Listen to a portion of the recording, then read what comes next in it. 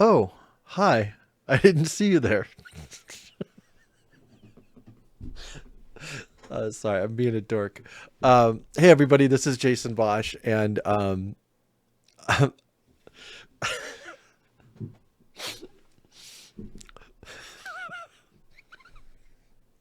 everybody, this is Jason Bosch, and I wanted to make another follow-up video to this piece I did a couple weeks ago, where I analyzed some different clips regarding Ukraine. So yeah, a couple weeks ago I did this video called "War: What Is It Good For?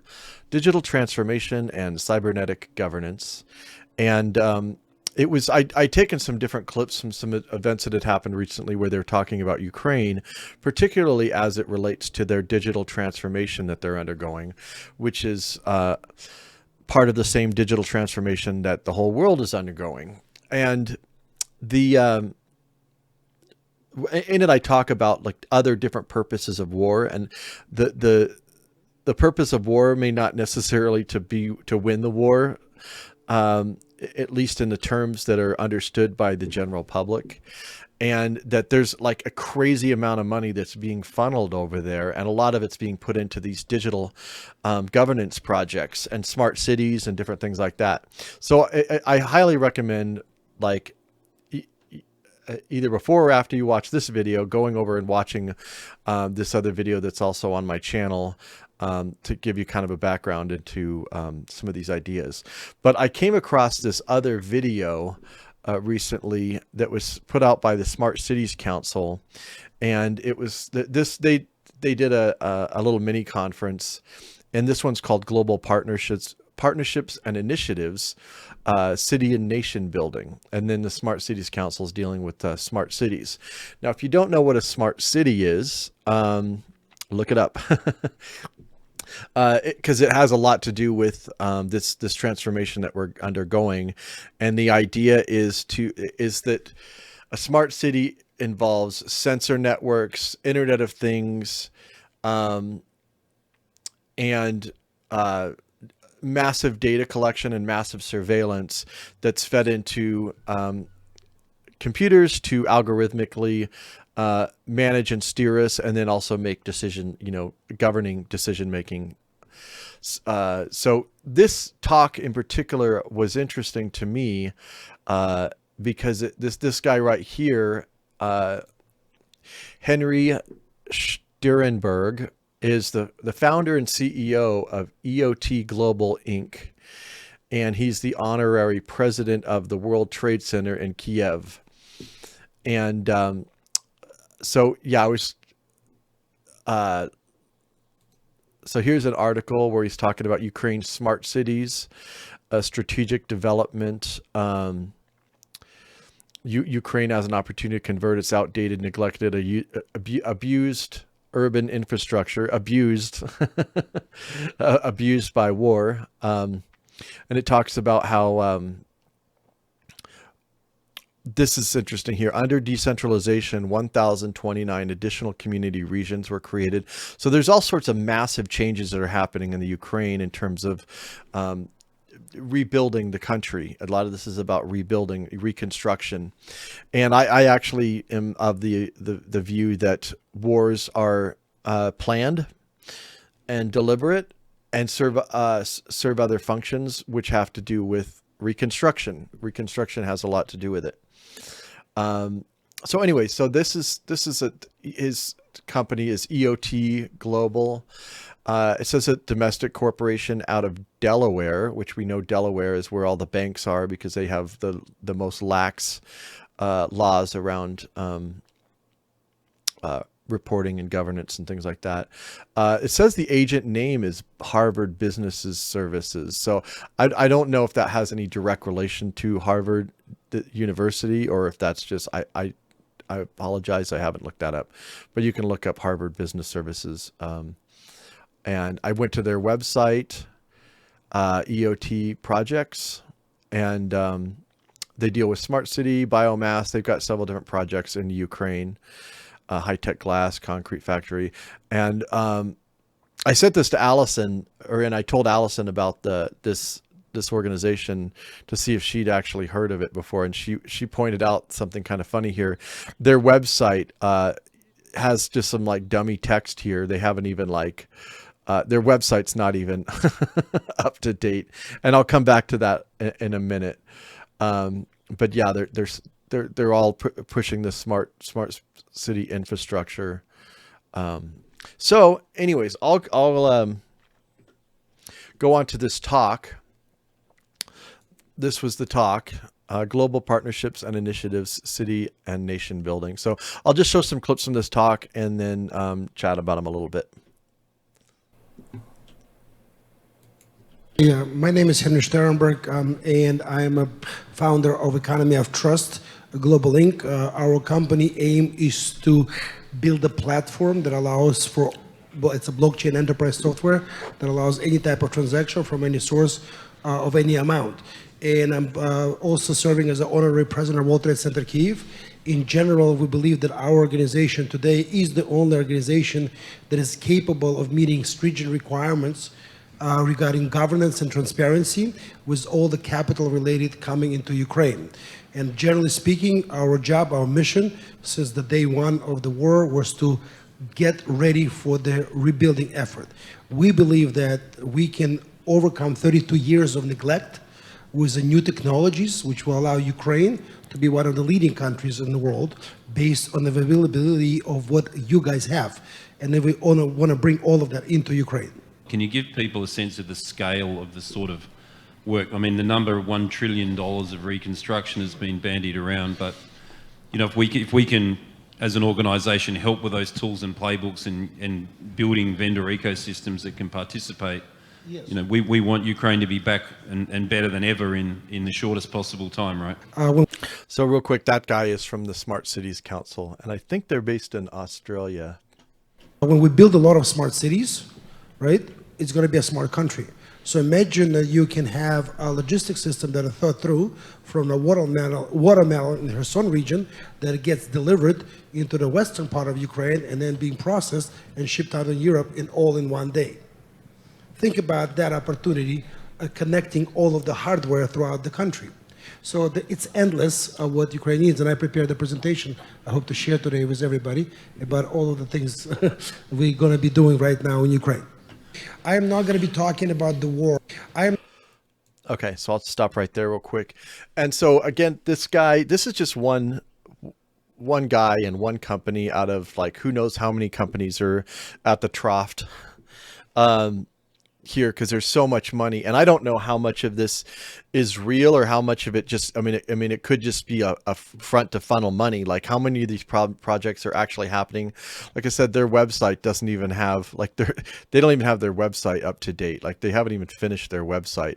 So it's quite possible that this is kind of just a front for funneling money. But there are major changes that are happening in the Ukraine, in Estonia, and a lot of these different countries where and also Africa. I'm going to be talking about, I'm going to do another video about Africa and some of the different like tech hubs and the ability to basically build from scratch. There are brand new cities that are being built, smart cities from scratch, bottom up in Africa. So I'll be talking about that as well. So anyways, this is the guy's presentation, but there are some things that you know, rather than focusing just on this one company, look at other companies as well, because there's a lot of activity. I am not going to be talking about the war. I'm not going to be talking about the atrocity of the war. We are here to present opportunity of Ukraine. We're here to present something that we all can agree on, that is an opportunity of historic nature today. So without further ado, I want to point out to you that we're talking about opportunity where every one of your companies, every one I heard on the stage today can participate in, and I believe it's going to be one of the best opportunities for every one of your companies to be part of what you're about to see. So I'll just say he has some slides that he's presenting at this event. But like all these things, they have terrible tech people and terrible AV people, and they didn't actually include the slides in the video. So unfortunately, we can't see his slides. But he's talking about opportunity. You know, we're not going to talk about the war, the devastation, or anything. We're going to talk about opportunity. This is a great opportunity. So as we go through this, obviously you will understand the damage that is being done. It's been all over the news. But right now, $750 billion figure is very conservative estimate. We're looking at about 1.2, 1.3 million just in damages. But with that damage comes an opportunity to build something literally from scratch, greenfield, where we can integrate technologies at the design phase. We don't have to work with legacy, as we talked about earlier. Ukraine has no legacy. Imagine what can be done if there's no legacy that we today with technologies. We can overcome 32 years of neglect, mismanagement, to make Ukraine one of the best countries in the world because of the technology leap that we had over the last 30 years. And consider that Ukraine has every metal, every element on the Mendeleev table in the ground. So yeah, they talk about apparently there's, and I haven't looked into this, but apparently like Ukraine has a large array of different raw materials in the ground that can be mined and extracted. So I think that's important. But he's talking about Ukraine has no legacy, and it especially has no, which is of course not true. I mean, in terms of like culturally, but he's saying, you know, legacy in terms of like governance, you know, because it's all been destroyed. It's been crushed by not just the war, but also by corruption, and its history within its political and economic spheres. So like that's important thing to think about, you know, the idea that they're kind of giddy about the idea of being able to build from scratch. Third largest deposit of lithiums. We need it today for everything we do. So third largest deposits of lithium. So I wasn't aware of that. I think that's a key factor in this. And think about too, the narratives that are being presented in both the mainstream and the alt media about the war. And they're framing it as all about like this conflict between the Ukraine and its supporters of, you know, Europe, NATO, the United States versus Russia as a proxy war. And I think that's certainly part of it, but that's certainly not the beginning or end of the story. And I think that this digital transformation is a very central role. And I also think the resources that are there, that third largest deposits in lithium, that's global. If that's true, that's kind of significant considering, like he said, the high demand for lithium. So, but we also have to ask a very hard questions. Ask yourself, why in 32 years, nobody was able to fight corruption in Ukraine? Why is it so integrated into the country when you enter in daycare, they're already asking you for a bribe? I'm not kidding, that's reality. And the reason for that is because in our view, it's a classic blue ocean, red ocean strategy. There was never an alternative that we can show, that we can use. Unfortunately, the war is such a, let's put it, disruptive event in the text speak that allows us, it's a tipping point, that allows the country to basically say, enough of that. And when we are talking about identifying three major problems in Ukraine, number one is trust. And what happened during the war, right, as you'll hear me talk about, that has changed. Number two problem, that Soviet legacy of centrally planned economy de facto cannot work in the democracy that is Ukraine today.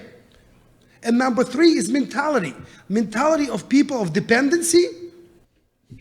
So I'm just going to stop real quick right there. Talking about the corruption thing. Well, he's talking about like the Russian style governance system, which is, Ukraine has not been under that in quite a while, actually. And so the corruption, the country has been largely corrupt by Western money that's come in, and also the propping up of corrupt political leaders by the West in its competition with Russia. So, these are major factors. And number three is mentality of people of dependency, where they are waiting to be told what to do, versus the mentality of entrepreneurship that we all believe in. So the entrepreneurship is really important too. There's an effort to make everyone an entrepreneur, and in a bit he talks about teachers. Teachers being entrepreneurs, which is really interesting. But yeah, they want to turn everything into a market, like literally everything into a market. That's why there's such a push around entrepreneurship, and of course that can be managed through the issuance of tokens and the protocols and the rules around how the tokens are managed. So that's the historic opportunity to change the country from what we know it was for the last 32 years of independence to what it can be as a leading indicator for all the other economies. Think about us as an Americans coming in and using Ukraine as a laboratory to demonstrate a digital democracy. So think about us Americans. So he's coming in and using this as a laboratory for digital democracy. And so here's our goal, is a digital transparency. The reason we can do this because of decentralization first and foremost. I moved back to my native land in Kyiv. I'm lucky enough to be a refugee from one same city twice. And basically the reason is decentralization. It allows us to build economies bottom up. So decentralization, I've talked a lot about this. It's a really problematic word because what they're building is an extremely centralized system that's managed. It's the management of it is decentralized, but the protocols, particularly the root protocols and even like there are different layered protocols or codes or rules that the system operates on, which are decentralized, which is actually pulling everyone into the same system. This is actually an immense centralization project. It's just going to be managed in a decentralized fashion. We create some concept of, as you'll see, municipal economic unions, where we bring in 4 to 5 municipalities together into economic unit to create a balanced economy. And then we all talk about IoT, right? We spoke with David, like really. So IoT is the Internet of Things. Taking everything and connecting it at the ground phase. Taking everything and connecting it at the ground phase. And blockchain. And that's our ultimate goal. And outcome is our goal is a digital democracy. So blockchain is the ultimate goal. Getting everyone on the blockchain with their digital transcripts. People talk about digital identification. They don't understand that it's not simply the government issuing a digital ID. It's going to be a whole ecosystem of different facts about you, different things. So like your smartphone has a SIM card in it. That's part of your digital ID. Your Facebook account is going to be part of your digital ID. Anything, anywhere where you have a digital footprint, they want to connect all these things from behind the scenes. So you won't necessarily even see how the digital ID operates. But it's not simply, you're going to have this one number. You're going to have a whole bunch of different, identifiers that are going to be connected, that are going to be interoperable. It'll be like more of like a profile of you. So they'll know, if you opt out of one thing, they've got 50 other things that can track. We already have that now anyways. I mean, in terms of your digital footprint, we already have a digital identification, but it's just going to be more and more integrated. Real-time governance. But I will go even beyond that. Think about that So I'll go back to, he says real-time governance. So like everything from policing and everything is going to be in real time. Boom, you got a ticket. Oh, you've already paid your ticket. Your payment comes out of your account immediately when you get a speeding ticket, and you never even saw a cop. It's just all of a sudden you get a notification. So think about the concept of real-time governance in the digital space with Internet of Things, and smart sensors everywhere, sensor technology blanketing the whole city, tracking everybody at every given moment. Just think about what that looks like and what that means to you. So. And then blockchain. And that's our ultimate goal. And outcome is our goal is a digital democracy, real-time governance. But I will go even beyond that. Think about that every citizen now can get a dividend based on the performance of a GDP of a municipality. We have the technology to do that, where every citizen is contributing to overall growth of that city. So this is like a UBI, but you don't just get the UBI because you're a citizen. Your UBI, and from what I understand, what he's saying is you're in a district or a region, and you're competing with other regions, and based on how well you do GDP, so you get like a percentage of that. So it's an interesting, when he talks about democracy, he's talking about markets, like actually converting. There's basically like conflating democracy and markets and kind of merging them into something new around tokenized democracy. And when we talk about health, that is unbelievable opportunity, special now, as you'll see. So part of my presentation today is to really, for you to understand, we are building a platform. EOT Core is a design to run municipal economies. So that's his company. EOT is Economies of Trust. So he's got a thing called EOT Core. They haven't been able to build their website out yet, but apparently they've got some sort of thing where they to run municipal economies. Run municipal economies. It is a blockchain system that allows any transaction from any source of any amount, buying a cup of coffee or putting $100 million deal together. Think about, we talk about mirror cities, right? Think about metaverse of connecting the digital world to the real world, where the piece of land is really basically duplicated right in the metaverse, and then every time we get a permit, we get a sold apartment, it's all clear. We are basically driving this technology to kill corruption at its core. So he's talking about digital twinning, and if you don't know about digital twinning, look it up. Another very important concept, and that's what's challenging.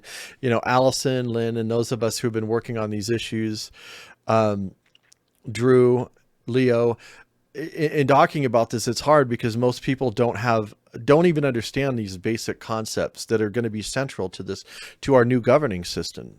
It's kind of insane. It's kind of insane that after 3 years, people are completely clueless and in the dark about what it is that's being built right now. It's pretty wild.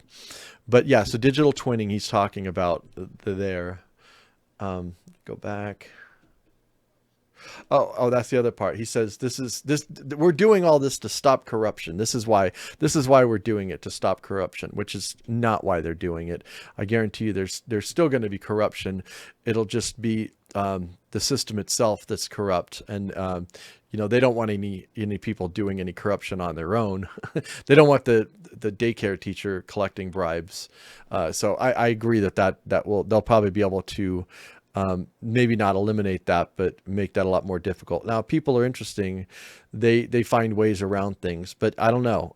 We don't know what it looks like when you're living in a 24-hour completely surveilled world that's run by automated algorithms. We don't know what that looks like yet. We haven't had to live in that world. And hopefully, if people would get their heads out of their asses, and start paying attention to what's going on, we could possibly stop this. Actually, I know we could stop this from happening if people actually knew what was even happening. But anyway, we're not there. Its core to make it irrelevant. That's the whole purpose of Blue Ocean strategy. We've seen it Uber, Netflix, and many other companies. So for us, this platform is the key because we can make it much more efficient and effective. So now coming back, I want to talk about our pipeline today in a very high terms for you to understand the size of the opportunity for every company that presented today. And what we're looking at the cluster industry. And if you look at the right side of the slide, you will see that every industry going after will have a sustainable innovation cycle embedded for that particular industry by co-locating startup ecosystems, incubators, accelerators, etc., specifically focused on that industry to create sustainable innovation cycle. So he says co-located within regions, and so I've been trying to find. I know there's been discussion like that elsewhere with the idea of regional development, but he talks about how they're going to have the sustainable thing that different industries co-located. I still need to look more into that, but I think that's relevant. To create sustainable innovation cycle, where we cutting down the time, the money for startup to get to the market, and we're giving residents. And sustainable development cycle too. That's another thing where what they're talking about is planned economy. I mean, this is ultimately like a planned economy administered through smart technology in the metaverse, and Residents' opportunity to constantly be on top of innovation. That's the future, we believe, of sustainable innovation cycle across the country. So now, this is where a platform. If you look at the top, Business Media Network, I'll talk about we are basically a great story, separate story, you'll see in a second, but we connected the country. We built a digital platform that allows the country, the businesses, the municipality to be connected. Number two, Mayors Club, connecting over 537 mayors already out of 1,472. So I'm not exactly sure what specific program that he's talking about, if it's like an app or something. I'm not exactly sure. Like I said, their website's not that very helpful in seeing what they're actually doing. If they were asking me to invest, I certainly wouldn't. I don't have any money to invest anyways, but if I did, I wouldn't be investing based on what they're putting out, at least publicly on their website. So go back. Oh, let me just say one more thing about the planned economy thing too. When I say planned economy, it's different. This is not your Soviet style planned economy. This isn't like, the rules come down. There's a protocol, and then it's more like a game. So think about it as a game has a certain outcome. Like if you think about a board game, there's still kind of an end goal for the board game, but then you have competitors that are on that get to compete within that game. So there's space for competition, but the overall game as the rules of the game and the outcome of the game have been pre-written, and you have nothing to do with any of that. So in that sense, in terms of a planned economy, it's a little bit different than just a top-down sort of thing. I don't know. I don't know if that helped, but whatever. Connecting over 537 mayors already out of 1,472. Okay, so yeah, they're connecting up all the mayors. We see that here in the States. Actually, we have these conferences where all the mayors attend and go, and I think that's where like different corporations pitch to them, but also like in terms of ideologically to get them all on the same page.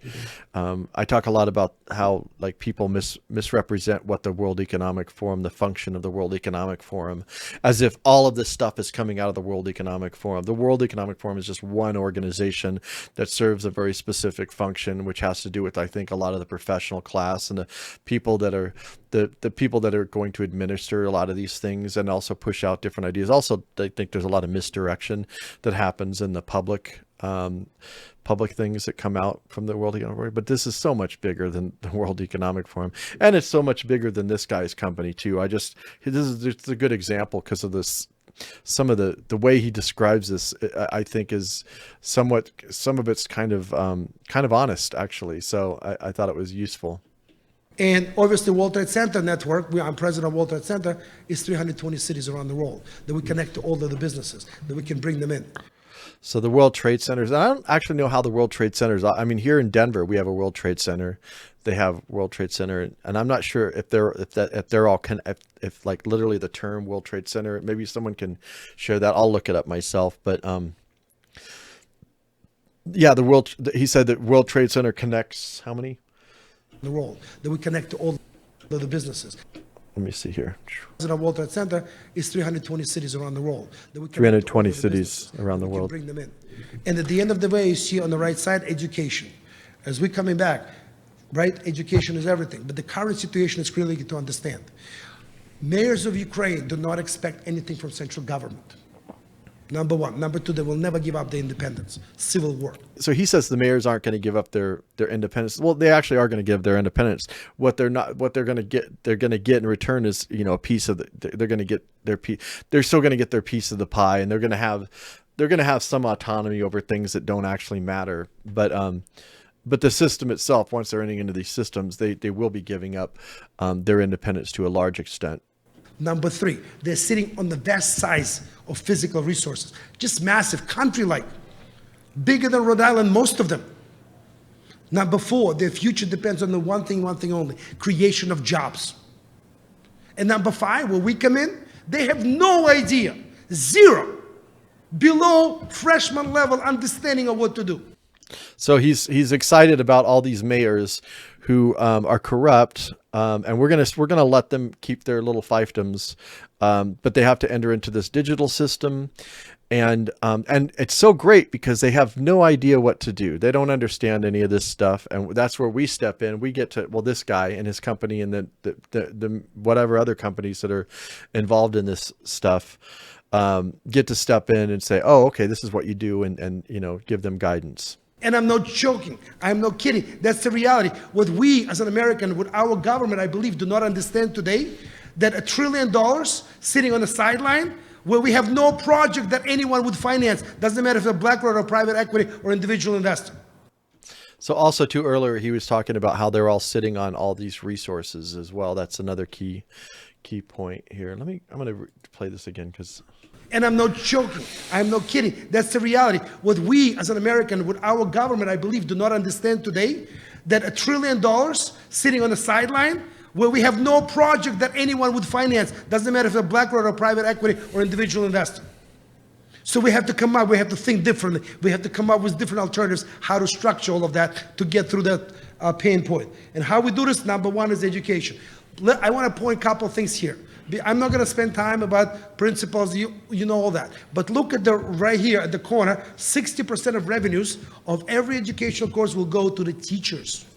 So this is really interesting here. 60% of the revenue will go to the teachers. Revenue from what? And I think what financial schemes do they have going here? But they're basically pulling the teachers into not just being teachers anymore, but now they're integrated into this new economic model. We're changing the pay model for the teachers, for educators. But more importantly, we are creating a whole different way of educating through technical certification. Notice that we're starting to certify municipalities in anti-corruption.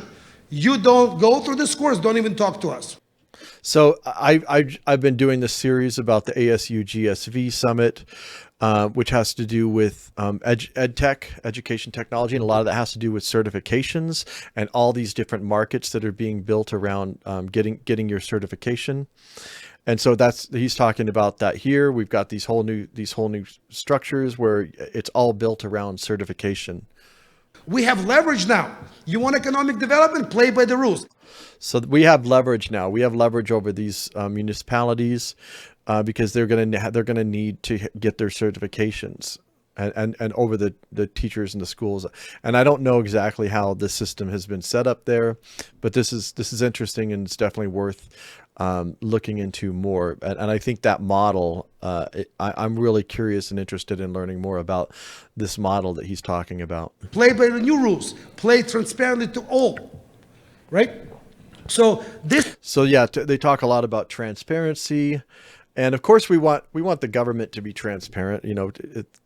The money that's being spent and what it's being spent on and all of that. But when they talk about transparency, they're talking about all of us. They want you to be transparent with your life. You've got to be in the system, being tracked and traced and judged and getting your merit badges or whatever on the blockchain. It's about you being transparent. And I think that's important to remember when they talk about transparency, because I want the government to be transparent, but I shouldn't have any obligation to be transparent to the government. And also that, the students and the parents, they shouldn't necessarily need to be transparent themselves. Obviously the teachers to some degree need to be transparent, but mostly transparent to the parents and the students. That's really the issue is this. But these other people, these other charlatans that are coming in with their financial schemes and their digitization, their digital governance projects, they are not the ones that people should need to be transparent to. So this is our vision of a smart city, which has many layers, 6 layers. So we can really take a look at the design phase where a lot of people on the stage, they talked about technology infrastructure. But that is the critical component at the beginning, not when everything is built, in order to create a sustainable quality of life experience for every citizen. So what most of the Ukrainian mayors don't yet understand is how, Jerry, where's that link on the YouTube? Maybe I lost it already. Sorry. So how, what they're going to compete for is not money or projects. They're going to compete for people. So this is an interesting thing. I'm going to pause real quick. They're not going to compete for money or projects. They're going to compete for people. How that actually works out, I don't know. But I came up, there was a term that had, and I'm not sure. I think maybe I'm not sure if Allison or Deepti had discovered this term, people nair. There was a term called people nair. That here's an article. Here's an article that Allison put out. I think it was in 2020, but there's this term called people nair. Fortunes are made of people. The fortune size depends on the quality of the human capital, new endowments. And that came from this Global Education Futures Forum. It came from their timeline. This is where it came from here. And so that idea of a people nair is interesting. This is the Global Education Futures. So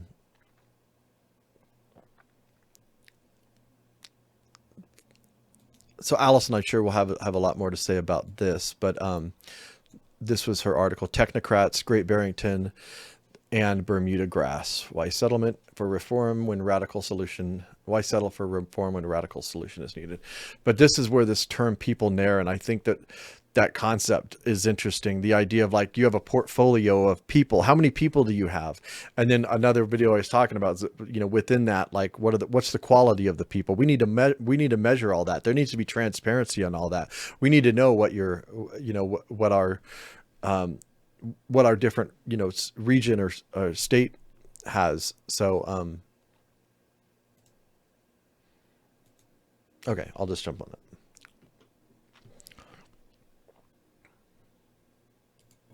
They're going to compete for people.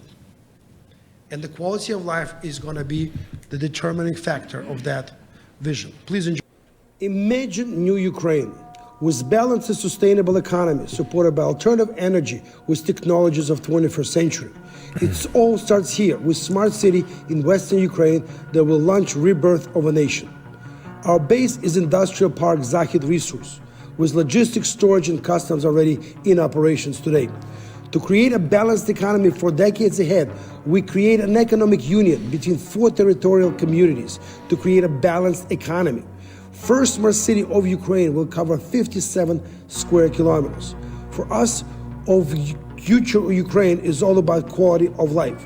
Here, on over 300 hectares, where citizens will live, play, and come together.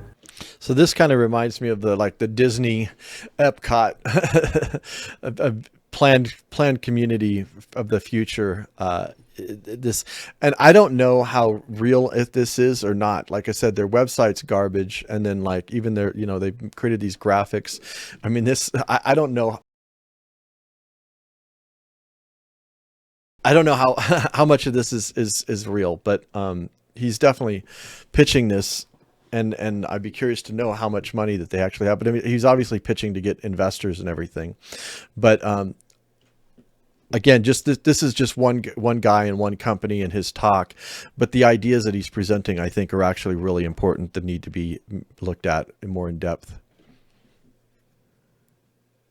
And I cut out the parts that just have music and no talking because just to decrease the chance of copyright violation. High quality of life, is impossible without diversified and strong economy. And it all starts with industrial base to create jobs and tax income to local budget to service people. Biomass power plant, waste management facility, construction materials, production of industrial robots and equipment, all will happen here.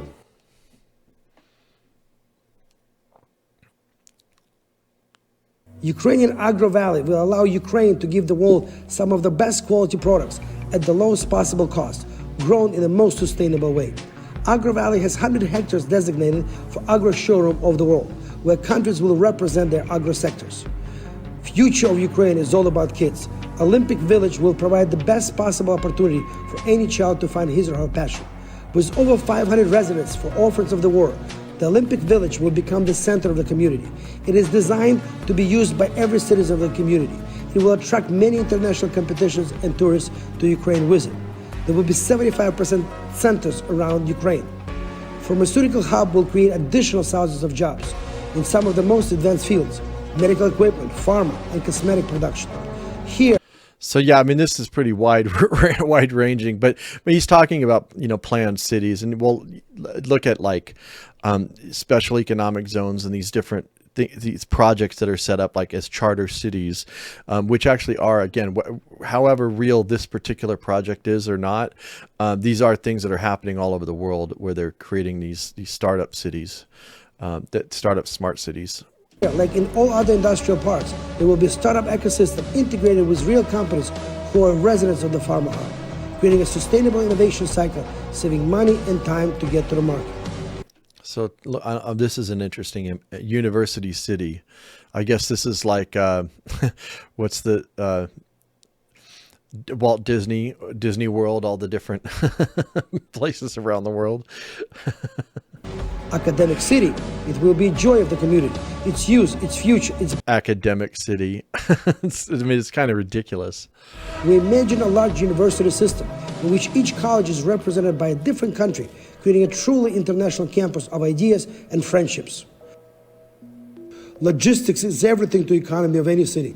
In the first smart city of Ukraine, in addition to rail, road, and proximity to the border, we have 2 airports, which gives us, our economic union, access to all means of transportation.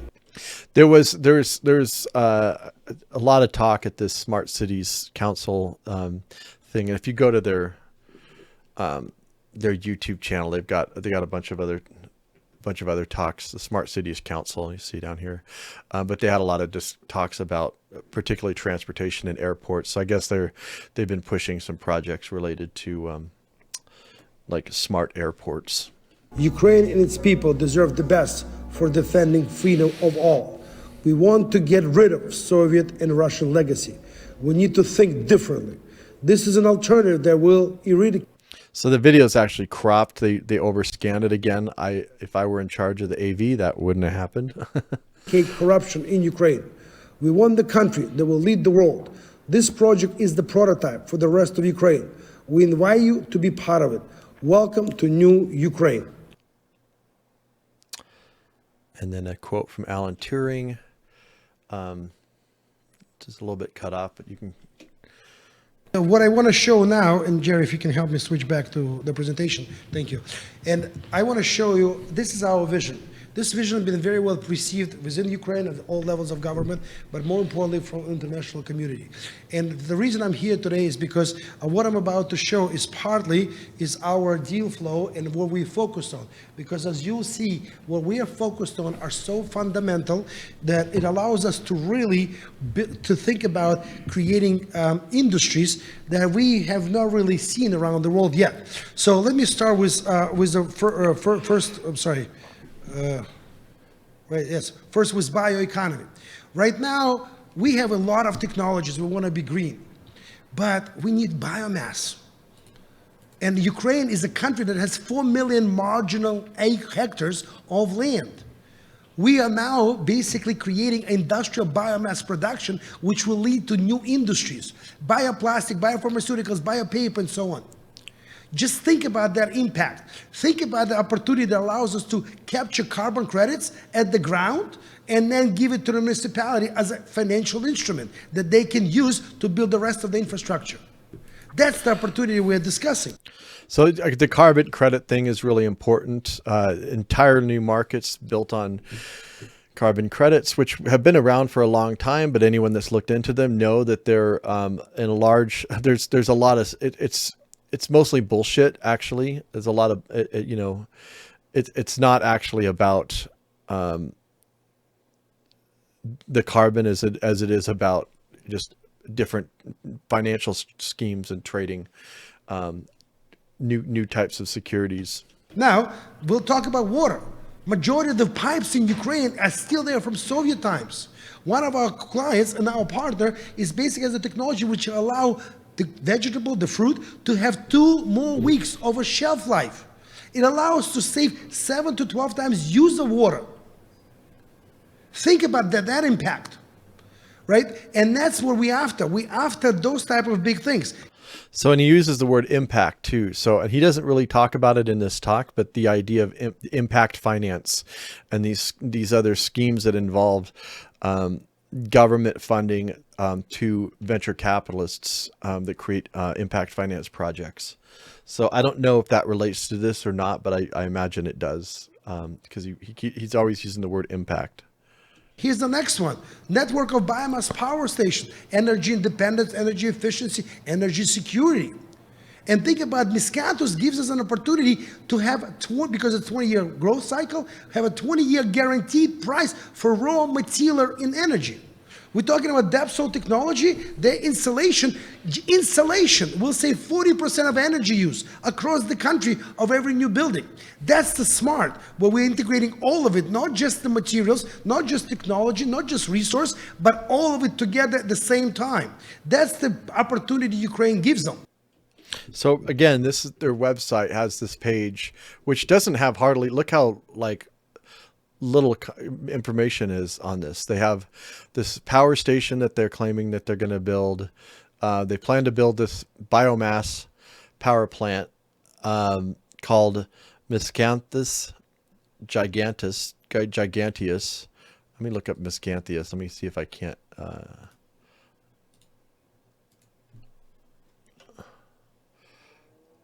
Oh, it's a plant. It's a type of plant. Okay. Where was I? Biomass. So yeah, I mean, this is, I get this might just be some shell thing where they're trying to get some investors to invest and they don't really actually have anything behind the scenes. But, the things that he's talking about are real, and there is a major digital transformation that's happening. Again, go back to my other talk, war, what is it good for? Where I show other clips going into more detail about things that are absolutely real. I mean, the USAID is funding a great deal of it. Okay. So when we spoke to a bunch of other people, we come back to largest media network. We built 1,472 website, and I want to stress with you this.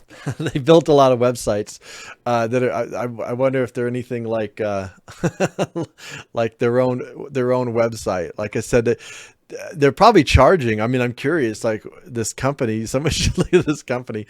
If they're charging, if they're billing for all these websites that they're building, and then they don't even have, like, if you click on this, look, I'll show you here. So like they have lorem ipsum dolor. That's actually just the regular, like that text. If you have a website template, that's always the text that they use, this Latin.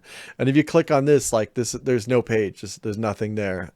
It's just this well, this is the company here is it's kind of like Wix. It's called tilde.cc. So anyways, it just goes here to there's like nothing there. I mean, it's kind of funny.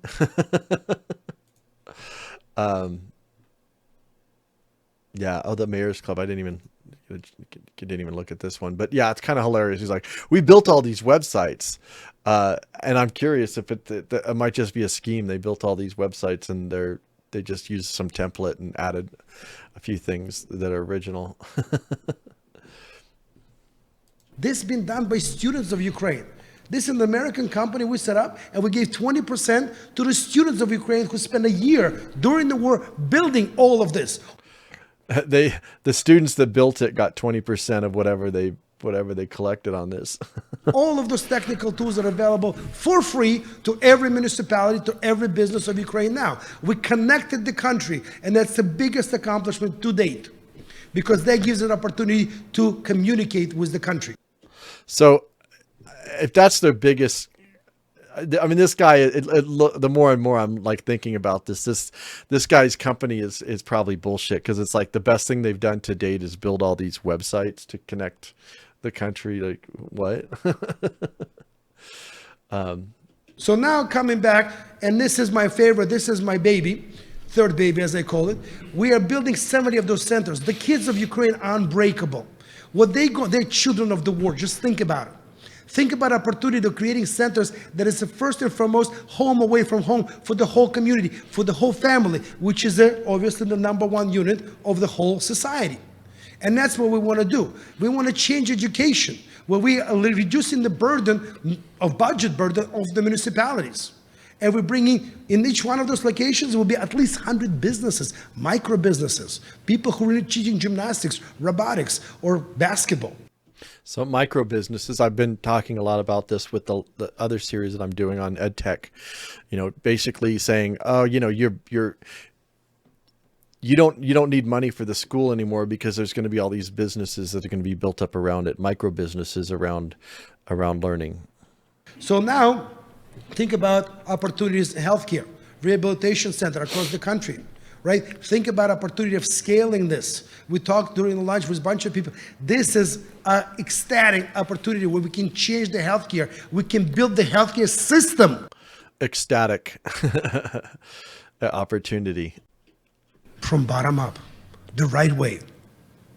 Think about trying to change it here in the United States. We've seen it over the years, right?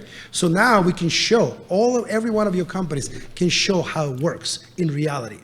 And you know what's funny? All of the investment you're going to be making will be protected by our government. Isn't that funny? He's claiming that all of your investment will be protected by the government. And I'm curious what that means, but that's an interesting claim. So, and this is one of the interesting projects. We're creating a financial district of Ukraine. This is a distressed asset project. There's a lot of it in Ukraine. So those of you who invest in real estate, smart buildings, this is what we want to do here. And lastly, what Ukraine needs, one answer, everything. Literally everything. The one thing that our Congress agrees on, Democrats and Republicans, is Ukraine. And Republicans, rightly so, demand transparency, accountability. 100% behind that. So what the role of education? Again, everything. Without education, the economy cannot grow.